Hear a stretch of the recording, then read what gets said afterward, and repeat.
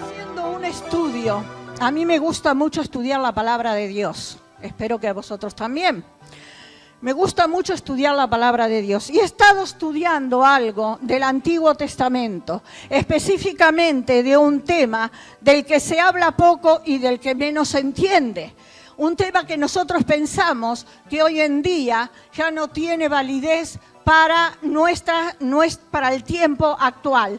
Y ese tema que he estado estudiando y con mucho ahínco y con mucha profundidad es acerca del tabernáculo. ¿Habéis oído hablar del tabernáculo del Antiguo Testamento? ¿Verdad que sí? ¿Habéis leído algo del tabernáculo del Antiguo Testamento? El que más, el que menos, algo habrá leído en algún momento de su vida. Y el Señor tocó mi corazón y me dijo que me insinuó, me sugirió que este estudio que yo había hecho lo comparta con mis hermanos, con vosotros, con la Iglesia de Cristo. Entonces voy a compartir hoy, vamos a poner unas imágenes ahí, porque como dicen que una imagen vale más que 1000 palabras, entonces vamos a oír, pero vamos a mirar también aquí algunas imágenes. La palabra de Dios es tan rica, la palabra de Dios tiene tanto para enseñarnos. En el tabernáculo hay tanta riqueza espiritual, aunque a nosotros puede parecernos que no es así. ¿Sabes cuánto tiempo el pueblo de Dios estuvo esclavo en Egipto? 400 largos, miserables años. ¿Quién los sacó de Egipto? Moisés el Señor por medio de Moisés, con su mano fuerte y poderosa, el Señor saca a su pueblo de esa esclavitud de 400 años. Y después de 50 días de ir caminando por el desierto, todas aquellas personas me dijeron que no me vaya para allá, si no la cámara no me coge, así que si me voy para allá, me hacen por favor los de allá arriba, Olga, vente para acá. Bueno, caminaron y después de 50 días llegan a un monte. ¿Qué monte? ¿Qué? Bueno, qué poquitos lo saben, el monte Sinaí, ¿no? Y allí Dios escoge a un hombre, escoge a Moisés, un sacerdote, y le da muchas ordenanzas. Establece los mandamientos, los preceptos, las leyes que el pueblo de Dios debía de cumplir, los sacrificios que debían de llevar a cabo el pueblo de Dios. Y entre todas esas indicaciones y ordenanzas, Dios le dice que tenían que hacer un tabernáculo para Él. Y Dios mismo le da las indicaciones y le revela todos los detalles de cómo debían ser hecho ese tabernáculo. ¿Alguno ha leído las largas lecturas que hay en el Antiguo Testamento acerca de cómo debía de construirse todo el tabernáculo? Yo cuando empecé con el Señor en el Evangelio, quería leer la Biblia. Y entonces no había una Biblia en mi casa, porque en mi casa eran católicos y la Biblia era un libro para locos, que no había que leerlo. Pero yo quería leer la Biblia. Entonces vino un día un tío mío y me dijo, ¿quieres leer la Biblia? Toma la Biblia. Y empecé a leer la Biblia. Y hermanos, cuando empecé a leer desde el Génesis, no entendía nada. Y ni les cuento cuando empecé con el tema del tabernáculo. Yo decía, tabernáculo, ¿qué es esto? ¿Qué significa un tabernáculo? Claro, yo no iba a la iglesia. Yo me convertí después, yo tenía la Biblia, la estaba leyendo sin ninguna instrucción, no entendía nada de nada. Pero ahora vamos a ver lo que significaba el tabernáculo. No fue una idea de Moisés construir el tabernáculo. Dios mismo le da indicaciones y le dice que hiciera un santuario. La palabra santuario obviamente viene de santo, de lugar apartado, una tienda, un tabernáculo que en hebreos es la Mishkan. Esa es la palabra en hebreo. La raíz del Mishkan significa morada o habitación, un lugar para habitar. ¿Quién? ¿Quién moraría en ese tabernáculo? Dios mismo. El propósito del tabernáculo era proporcionar un lugar donde Dios podía y quería morar con su pueblo. Porque Dios siempre quiso tener relación con el hombre, aunque el hombre siempre, a pesar de todas las oportunidades y posibilidades que Dios le daba al hombre, el hombre siempre atinó a alejarse de Dios. Sin embargo, Dios siempre dijo, quiero morar con mi pueblo, quiero tener comunión con mi pueblo. Era el lugar donde Dios se encontraría con su pueblo. El tabernáculo sería el centro de la vida religiosa, moral y social de todo el pueblo de Israel. Era el único lugar donde se podían ofrecer los sacrificios que Dios le había mostrado a Moisés que tenían que ofrecer. El único lugar, no se podían ofrecer sacrificios fuera del tabernáculo. Y el propósito era proveer un lugar donde los representantes del pueblo se encontrasen con Dios. Dios quería que su pueblo le adorase. Dios quería. Él se manifestaría en el tabernáculo a sus sacerdotes. Y en el tabernáculo Él derramaría de su gloria. Bendito sea Dios. Tenemos una imagen del tabernáculo. Podemos poner la primera imagen. De mientras buscamos en el libro de Éxodo, el segundo libro de la Biblia, te lo pongo fácil, Éxodo 25, versículos 8 y 9. Y dice, harán un santuario para mí, le dijo el Señor a Moisés, para mí, y yo habitaré con ellos, con mi pueblo. Conforme a todo lo que yo te muestre, el diseño del tabernáculo y el diseño de todos sus utensilios, así lo haréis. Éxodo 25, 8 y 9. ¿Sabéis que todo en el tabernáculo, todo en este lugar era una tienda muy grande, que tenía aproximadamente unos 50 metros de largo por 26 de ancho? Todo en ese tabernáculo. Absolutamente todo era imagen, figura o sombra de lo que iba a venir en un futuro. Y hay tanta riqueza en esto, hermanos. El tabernáculo se construía en un lugar. ¿Cuántas tribus de Israel había? 12. Y las tribus de Israel tenían que acampar alrededor del tabernáculo. 3 y 3 tribus. No podían acampar en cualquier lugar. Dios lo estableció por medio de Moisés. La tribu de Benjamín morará al norte, por decir algo, tampoco me lo tomes literalmente, estoy diciendo. La tribu de Judá irá al oeste, la tribu de Neftalí al otro lado.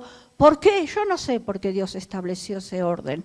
Lo importante que era que el tabernáculo estaba en medio de las 12 tribus de Israel. Y el tabernáculo señalaba absolutamente todo él, desde los materiales que se usaron hasta los colores, señalaba a una persona, a Jesucristo.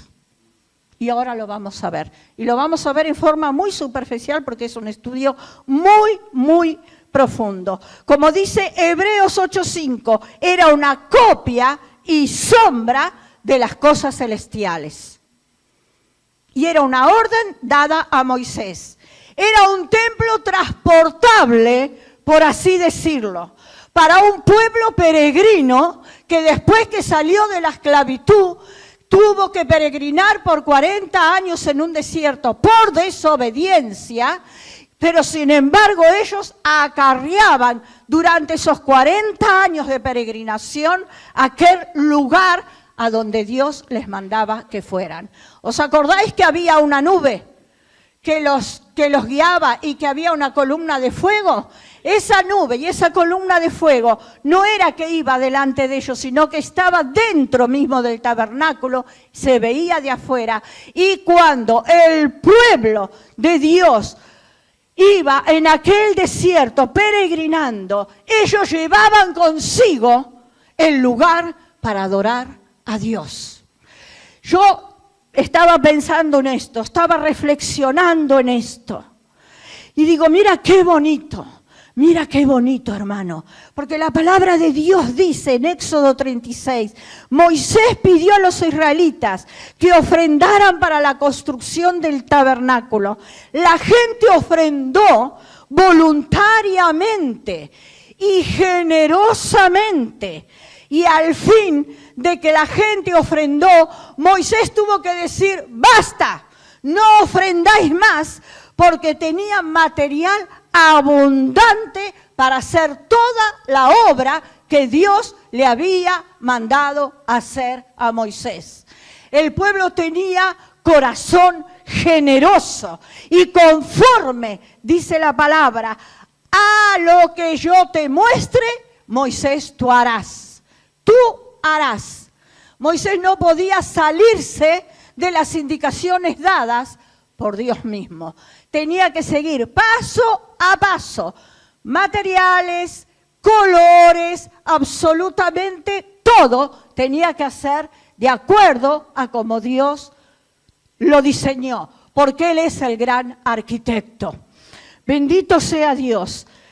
¿Sabes? Dice que cuando se terminó de construir el tabernáculo, más tarde fue el templo de Salomón. Cuando se terminó de construir el tabernáculo, descendió la gloria de Dios en aquel lugar. Porque el pueblo ofrendó, porque el pueblo obedeció a lo que Dios decía. Y dice que no podía Moisés entrar en el tabernáculo de reunión, porque la nube estaba sobre él y la gloria de Dios llenaba todo el lugar. ¿Queremos ver la gloria de Dios, hermanos? Uno solo quiere. ¿Quién quiere ver la gloria de Dios? Seamos obedientes, seamos generosos, hagamos lo que Dios nos pide que hagamos. En hebreo, la gloria significa la Shekinah de Dios. La Shekinah de Dios cayó sobre ese lugar y llenó todo aquel lugar. ¿Sabes por qué? Porque en aquel lugar estaba la presencia de Dios. ¿Dónde está la presencia de Dios hoy en día? ¿Dónde está? ¿Dónde piensas que está la presencia de Dios? La iglesia, gózate, alégrate.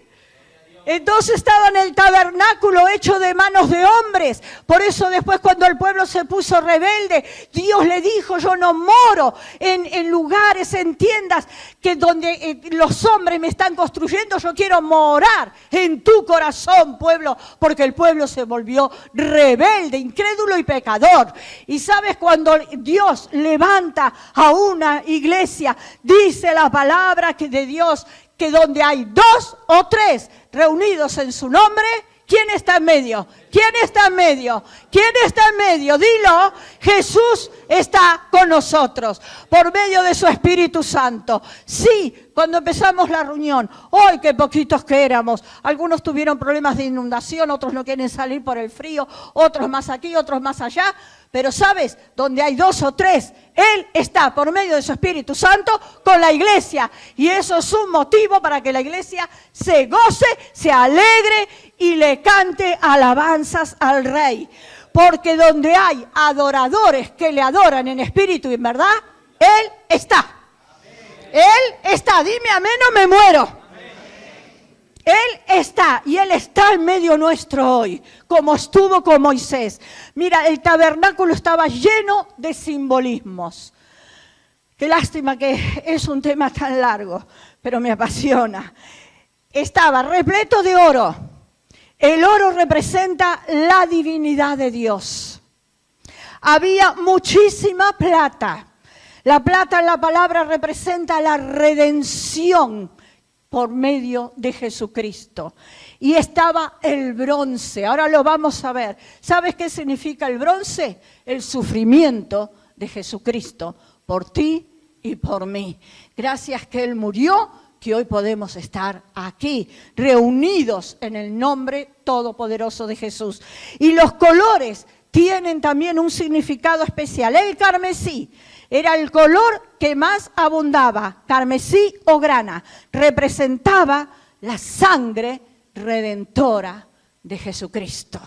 El azul, las cortinas tenían carmesí y tenían azul. Aquí no se ve bien. Luego quizás creo que hay otra diapositiva que se ve mejor. El azul representaba al Hijo de Dios que había bajado del cielo. El púrpura representaba a Cristo como Rey. El blanco, veis que alrededor todas las cortinas eran de color blanca, menos las cortinas de entrada, que representaba la santidad y la pureza. Representaban a Cristo como hombre perfecto. Y por último, había muchas cortinas en color escarlata. Representaban a Cristo como Salvador. ¿Os acordáis cuando a Cristo lo llevaron a la cruz? ¿Qué le pusieron cuando lo desnudaron? Cuando le quitaron sus ropas, un manto escarlata. O sea, eso es simbolismo de Jesucristo. Todo en el tabernáculo apuntaba al que había de venir. Gloria a Dios. Todo el mobiliario fue utilizado la madera de acacia. Si nosotros leemos detenidamente, harás el altar en madera de acacia, harás tal cosa en madera de acacia. Se usó solamente madera de acacia, no se usó ninguna otra madera. Porque la madera de acacia se ha llegado a considerar, los que entienden de madera me dirán, una madera incorruptible, la que más aguanta los cambios de temperatura, los bichos, las termitas, la humedad, los hongos. Una madera resistente y de gran durabilidad. No había nada construido en el tabernáculo que no fuera con madera de acacia. ¿Qué representa la acacia? El cuerpo, la carne incorruptible de nuestro Señor Jesucristo. Eso es lo que significaba la madera de acacia. Y toda la estructura del tabernáculo estaba constituida por 48 tablas con cabeza de plata. Si me puedes poner la siguiente, por favor. Las estacas eran estas, madera de acacia, incorruptibilidad, representando a Cristo el incorruptible. Su base era de oro, como el material más usado, y plata, que significaba la redención hecha por nosotros en la cruz del Calvario, donde Él pagó por nuestros pecados. Todo tenía simbología. El tamaño, bueno, lo dije, tenía unos 50 metros, quizás no llegaba a los 50 metros por 26, y se componía de 4 partes: la puerta, el atrio, el lugar santo y el lugar santísimo. ¿Lo sabíais? El atrio. Había 3 velos en el tabernáculo. Esos velos eran blancos, simbolizaba la pureza y la santidad de Jesús. Para entrar había un velo, y quiero que escuches bien lo que te voy a decir. Para entrar al atrio había un velo o una puerta. En hebreo ese velo se conoce como jaderej. La palabra de ese velo es jaderej. ¿Sabes qué significa jaderej? Yo tampoco lo aprendí. Esa palabra jaderej significa camino. Camino. Para entrar al atrio había que atravesar por ese primer velo, y entonces recién podían entrar todo el pueblo al patio o al atrio. Jesús dijo: yo soy el camino, yo soy la puerta, yo soy la puerta. El que por mí entrare será salvo, y entrará y hallará vida, y hallará pastos. Yo soy la puerta de las ovejas. Estaba diciendo Jesús que Él era el único acceso para llegar a Dios. Que no hay otro acceso, porque Él es el camino. Era el primer lugar. ¿Puedes poner la foto del tabernáculo? La primera, por favor, era esta parte. Ahí se podía entrar al atrio. Estaba el atrio al aire libre, iluminado siempre por el sol. Estaba abierto a todos. Todos podían entrar al atrio para hacer sus sacrificios. Todos podían entrar. Jesús dijo: a los que a mí vienen, yo no les echo fuera. Vengan a mí, todos los que queráis, que yo los recibiré. Cuando entraban por aquella puerta. Cuando entraban por aquella puerta se encontraban con elementos. El primer elemento que se encontraban era con un altar que era de bronce. Ahí está. Esta puerta, este velo, que era de púrpura, carmesí, azul, se abría, era grande y se podía entrar al atrio. Todo el mundo podía entrar a ofrecer sacrificios a ese lugar. Cuando se abría esa puerta, se encontraban con el altar de bronce. Este es el altar de bronce. El altar de bronce estaba hecho de madera de acacia, forrado totalmente de oro. Era un lugar de muerte, era un lugar de sacrificios. El altar de bronce representaba el sufrimiento y el dolor. Era donde el pueblo tenía que ofrecer sacrificios por sus pecados. Allí llevaban los animales. ¿Qué animales llevaban? Corderos, cabras, bueyes. La vaca solamente una, cuando era la vaca alazana, que el sacerdote tenía que hacer un sacrificio especial por el pecado del pueblo, la vaca alazana, que hoy en día la están criando para reconstruir el tercer templo. Era un animal puro. No tenía que tener defecto ninguno. No podía tener un ojo tuerto, que le faltara una pata, que caminara rengo, cualquier cosa, cualquier defecto, el animal era desechado. Ese animal moría en aquel lugar donde el sacerdote lo ponía. Aquí había 4 cuernos, porque ahí lo ataban al animal. El animal no se iba a quedar de buena gana solito, quietito ahí. Lo ataban y lo mataban y la sangre era derramada. Ese lugar del altar representaba a Jesús. Cuando Él fue muerto por nuestros pecados, Él fue el cordero que fue llevado inocentemente a aquel lugar para morir por nosotros. En aquel lugar moría un animal sin culpa. Era una víctima, no tenía culpa alguna, pero moría por el pecador. Había un rito que el pecador tenía que poner la mano sobre el animal, el sacerdote matarlo, rociar con la sangre los cuernos y todo eso. ¿Sabes lo que dice la palabra? Angustiado, hablando de Cristo. Angustiado Él y afligido, no abrió su boca. Como cordero fue llevado al matadero y como oveja delante de sus trasquiladores enmudeció y no abrió su boca. Este lugar representa la cruz del Calvario, donde el cordero inocente muere por cada uno de nosotros. Sabéis, hermanos, antiguamente los sacerdotes tenían que presentar, escucha, 365 días al año. 365 días al año. Por los pecados Había distintas clases de ofrendas de sacrificio de acuerdo al pecado cometido.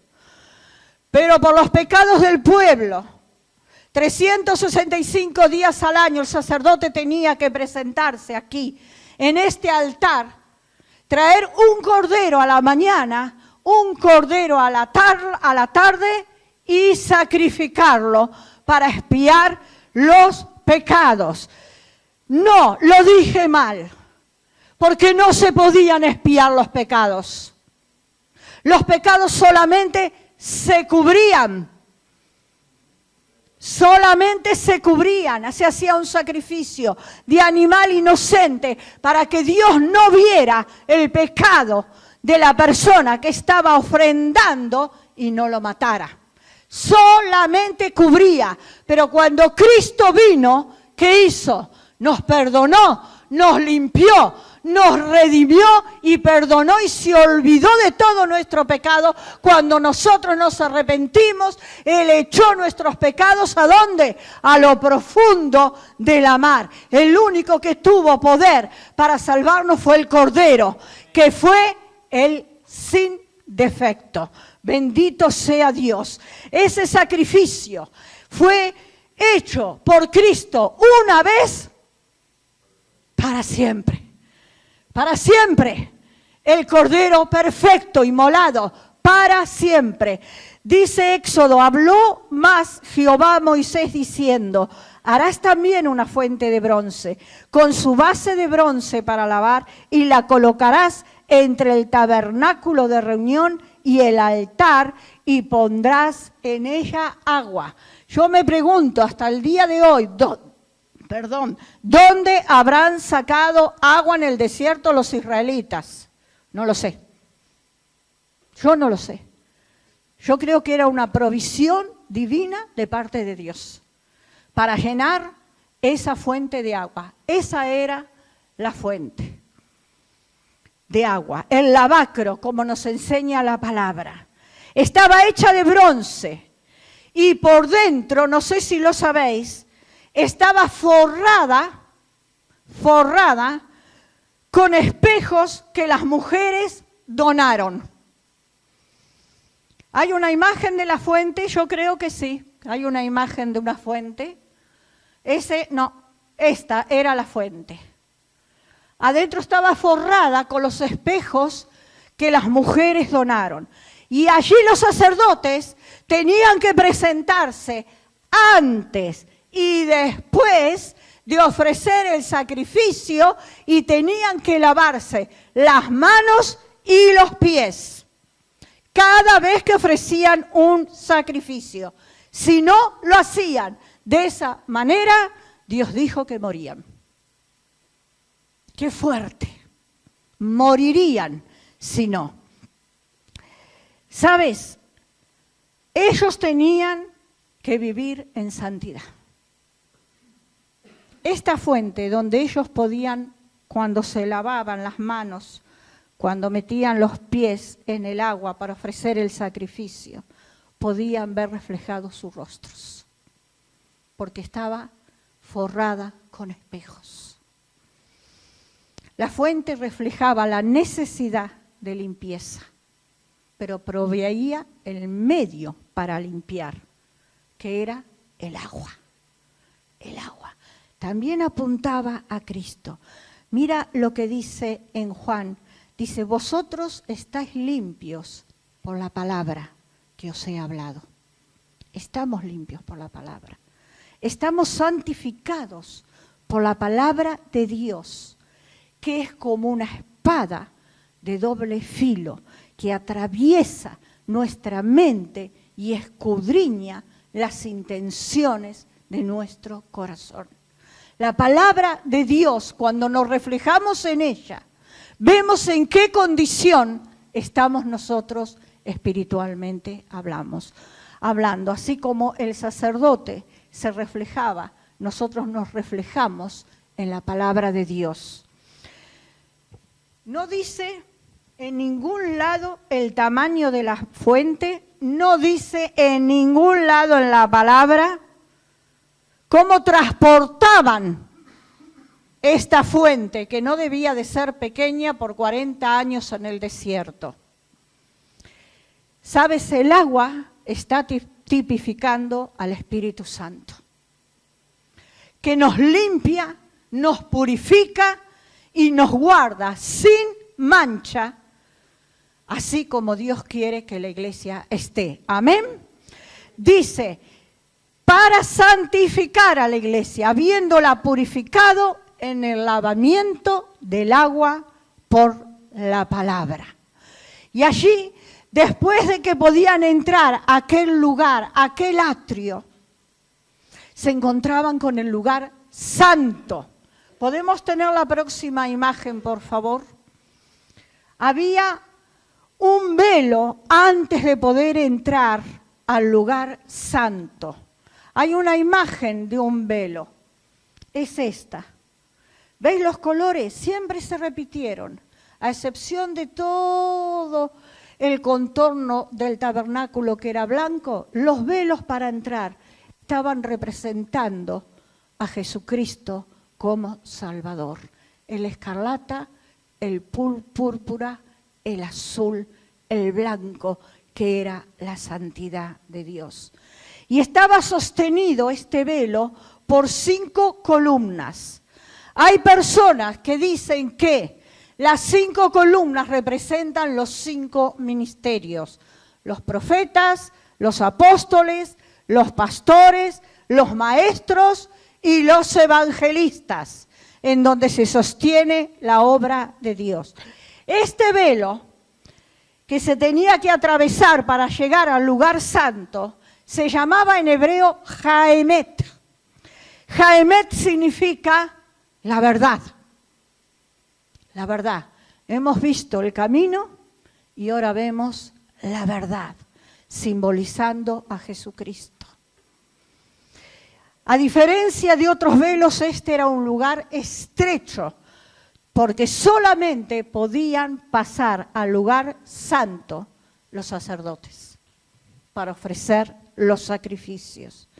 Había una sola familia de todas las tribus que podían ejercer de sacerdotes, y esto era transmisible de padres a hijos. ¿Quiénes eran esa familia? La familia de Aarón, los levitas. También estaban los cantantes, estaban los que ministraban, y ellos tenían que ministrar en la palabra, en el tabernáculo. ¿Sabes, hermano? Solamente los sacerdotes en aquel tiempo podían entrar en aquel lugar. Y yo me gozo y me alegro por la época que me ha tocado vivir.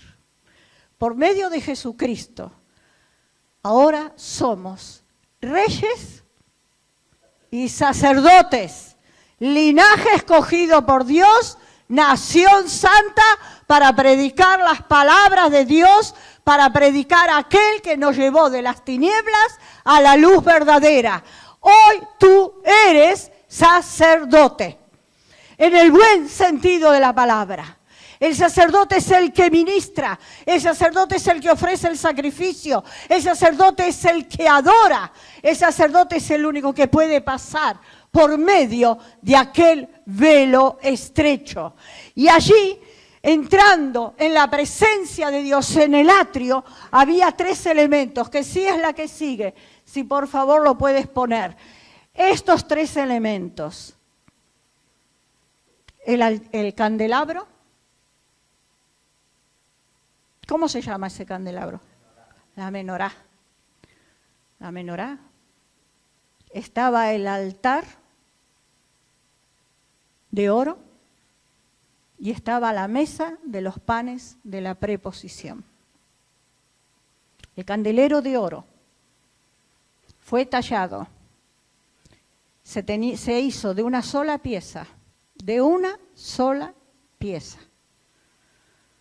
labrado a martillo. Pesaba, se calcula, entre 35 y 57 kilos. Lo tenían que llevar 40 años en el desierto. Tenía 7 brazos con copas. El combustible para el alumbrado era de aceite puro, de olivas machacadas. En aquel lugar santo no había luz, era oscuro. En el atrio sí estaba iluminado por el sol. En aquel lugar santo, lo único que iluminaba era la luz del candelero, que nunca se podía apagar. Tenía que estar siempre encendido. Esto es figura de Jesucristo. ¿Qué dijo Jesús? Dijo, yo soy la luz. He venido al mundo para que todo aquel que en mí crea no permanezca en tinieblas. Esa es la luz que resplandeció en nuestros corazones, la luz de Jesucristo. Es la luz del mundo. Él es la luz a los hombres, porque en otro tiempo nosotros estábamos en tinieblas, pero ahora estamos en luz. El candelabro apuntaba a la luz que vendría a iluminar un mundo de tinieblas, una tierra en oscuridad como la que estamos viviendo hoy en día. Y también estaba la mesa de los panes de la preposición, donde pone ahí el pan de vida. También era hecha de madera de acacia, también estaba cubierta con una lámina de oro, y allí se colocaban 12 panes de flor de harina, 12 panes, uno por cada tribu de Israel. Uno por lo que acontecería tiempo después, cuando Jesús elige a sus 12 apóstoles para empezar a extender su reino aquí en la tierra. Y esos 12 panes se cubrían con una capa de incienso. Allí estaban por toda la semana. El día sábado entraba el sacerdote a aquel lugar, comía ese pan viejo y el incienso se quemaba en el altar de oro que estaba en el mismo lugar. Y se ponía panes nuevos y a la vez de los panes se ponía una bandeja con o una tinaja, una vasija con vino. ¿Qué representaba eso? La Santa Cena. Tantos años atrás, ya Dios había dado la orden. La Santa Cena representaba los panes, compañerismo entre los compatriotas, entre los creyentes. Representaba su cuerpo. Dice, mi carne es verdadera comida y mi sangre es verdadera bebida. El que come de mi carne y bebe de mi sangre, en mí permanecerá y yo en él. Gloria a Dios que Él también dijo, yo soy el pan de vida. Gracias que hemos conocido al que vive, porque dice que este es el pan que descendió del cielo. El que come de este pan vivirá eternamente. Gloria a Dios. Qué buena enseñanza que tiene este tabernáculo para nosotros. Y sabes, allí también estaba un altar de oro. Creo que hay una imagen del altar de oro. ¿Puede ser, Raúl? Que hay una imagen, Juan, no sé quién la está poniendo. Ese era el candelabro, vamos atrasados. Esta era la mesa de los panes de preposición que se cubría con el incienso. El incienso se quemaba y ese incienso hacía subir un olor grato. ¿Qué significa todo esto? ¿Qué significa? Este altar también estaba, ¿ves? Le hacían argollas alrededor para poder pasar los palos, para poder cargarlo a través del desierto. ¿Sabes lo que significa cuando los sacerdotes comían el pan y quemaban el incienso en el altar? Este altar de oro, este precioso altar, cuando el incienso se quemaba y subía este aroma hasta el trono de Dios mismo, significaba la intercesión de Jesucristo por los suyos, por su iglesia. Significaba que Él murió, pasó por el altar del sacrificio, porque tuvo que morir para nosotros. Significaba que Él era la luz del mundo. Significaba que Él era el pan de vida y que Él era el incienso. Aquellas oraciones que Él, sabemos que Él está sentado a la diestra del Padre. ¿Sabemos que tenemos intercesor en Jesucristo? Claro, esas son las oraciones de Jesús a favor tuyo y a favor mío, y está tipificando la oración del pueblo de Dios intercesora por cualquier necesidad que tú tengas delante del Padre. Bendito sea Dios. Aquel lugar se llenaba de la fragancia del incienso.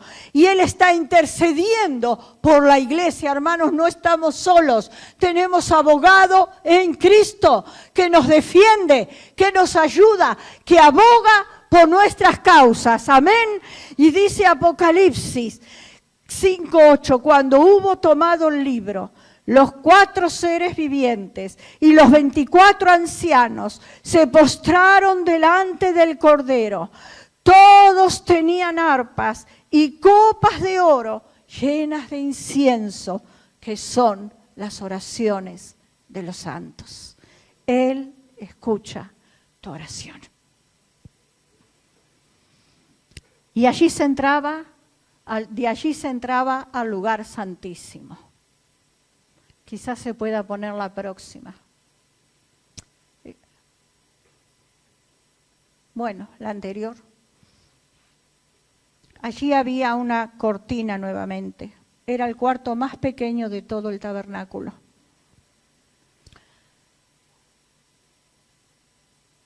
En hebreo, el velo que separaba el lugar santo del lugar santísimo se llamaba jajai,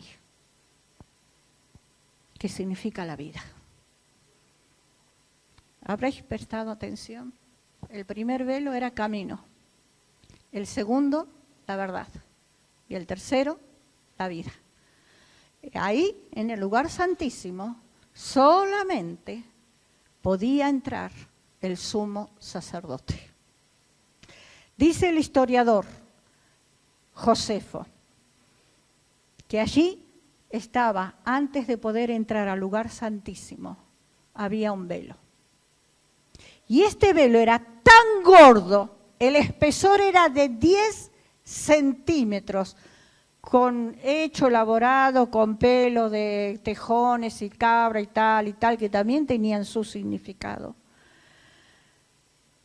Dice que ni 2 caballos puestos, uno a cada lado, a cada extremo de ese velo, y tironeando ese velo, los caballos, se podía llegar a romper el velo que había entre el lugar santo y el santísimo.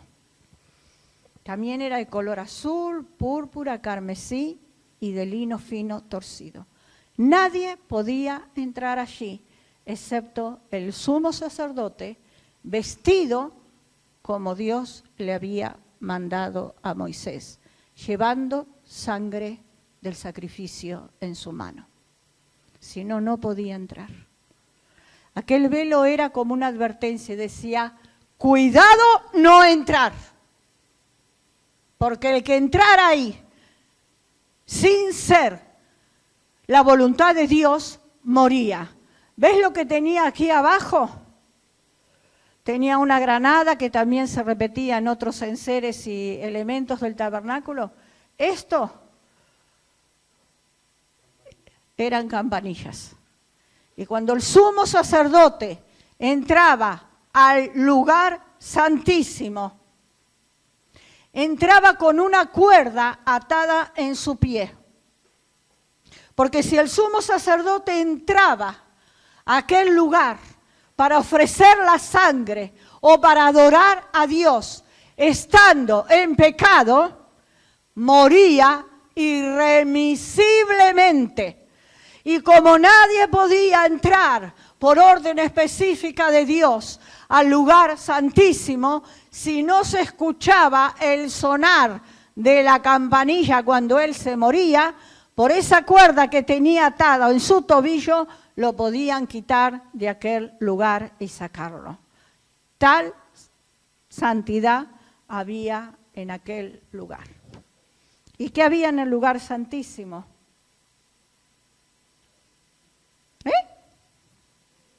¿Y qué había? ¿Qué muebles? El arca. En el lugar santísimo no había casi muebles, era un lugar pequeñito. Estuvo hecha tal como Dios dijo a Moisés que la hiciera. Y ese lugar representaba la gloriosa presencia de Dios, cubierta con su gloria, la Shekinah de Dios. ¿Sabes? En aquella arca, ¿quién se acuerda las cosas que había dentro? La vara de Aarón que reverdeció, que estaba simbolizando la resurrección de Jesucristo. ¿Qué más?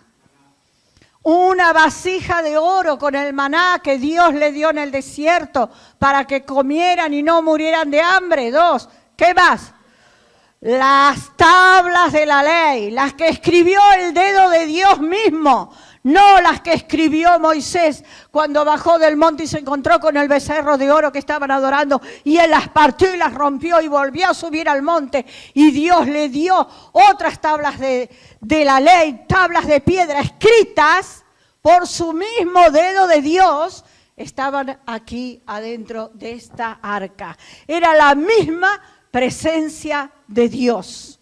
El arca representaba el trono mismo de Jesús, de Dios. Allí Dios hablaba cara a cara con Moisés y le daba órdenes y le daba instrucciones, y allí reposaba la nube de gloria y la columna de fuego, la gloria de Dios. ¿Sabes? Hay una imagen de un cordero. Qué bonito.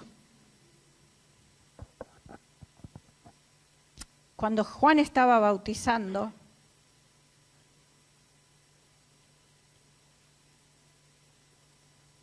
vio a Jesús que se acercaba para ser bautizado por él.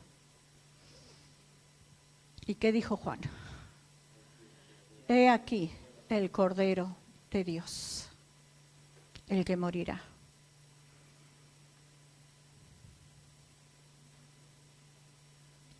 ¿Sabes? Ni 2 caballos podían desgarrar, abrir, romper ese velo para entrar al lugar santísimo.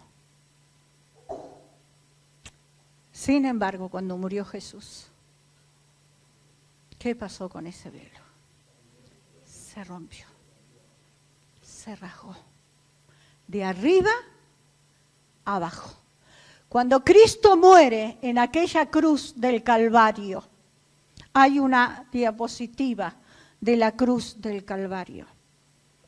Cuando Él en aquella cruz dice, consumado es, y entrega su espíritu al Padre, dice la palabra que la tierra tembló y todo se oscureció y las rocas se partieron y los sepulcros se abrieron y muertos resucitaron y salieron de aquellos sepulcros. Y el centurión dijo, verdaderamente, este era el Hijo de Dios. Si no me dices un amén con esto, me voy a mi casa. Ese era el Cordero inmolado, el que tuvo que sufrir en aquella cruz por ti y por mí. Todo, desde hace años, desde hace siglos atrás, vemos que todo el tabernáculo estaba preparado, diseñado para que viniera un cordero que fuera inmolado. Él fue el sumo sacerdote, el único que pudo entrar al verdadero lugar santísimo, que son los cielos mismos. El único que se ofreció como ofrenda grata delante de nuestro Padre. Dice, su sacrificio fue hecho una vez para siempre. Ya no necesitamos ofrecer sacrificio. Así también Cristo fue ofrecido una sola vez para llevar los pecados de muchos. Y aparecerá, hermanos, por segunda vez, pero sin relación con el pecado, para salvar a aquellos que le esperan. ¿Esperas la venida de Jesús?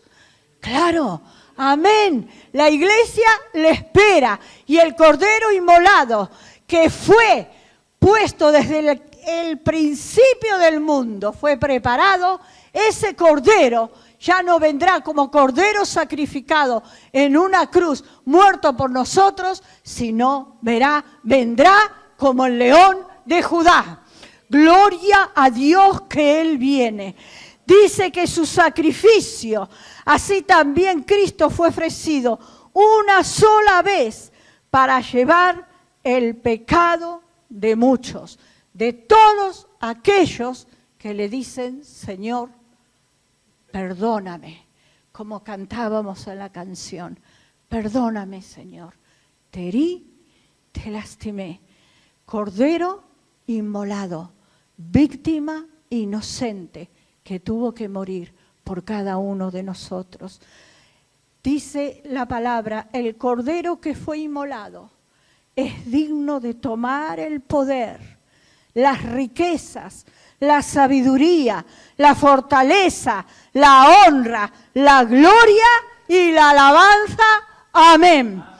Nos ponemos de pie y cantamos una canción.